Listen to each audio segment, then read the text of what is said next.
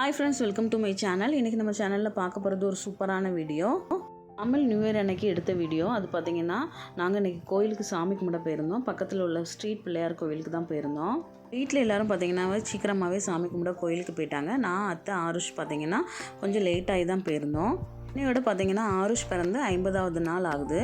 அதனால் தமிழ் நியூ இயராகவும் இருக்குது, சித்திரை விஷு. அதனால் ஃபஸ்ட் டைம் கோயிலுக்கு கூப்பிட்டு போகலான்னு சொல்லிட்டு ஆருஷ் குட்டியும் நாங்கள் கோயிலுக்கு கூப்பிட்டு போயிருந்தோம்.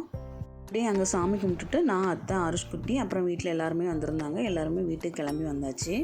ஆருஷ் குட்டிக்கு பார்த்திங்கன்னா இன்றைக்கி அத்தை கடையிலேருந்து வாங்கிட்டு வந்திருந்தாங்க கருப்பும் வெள்ளையும் சேர்ந்த பாசி, அதுக்கப்புறம் இந்த காலில் கையில் கெட்டுறதுக்கு இந்த மாதிரி பாசி மணி, அதுக்கப்புறம் பார்த்திங்கன்னா வசம்பும் வாங்கிட்டு வந்திருந்தாங்க.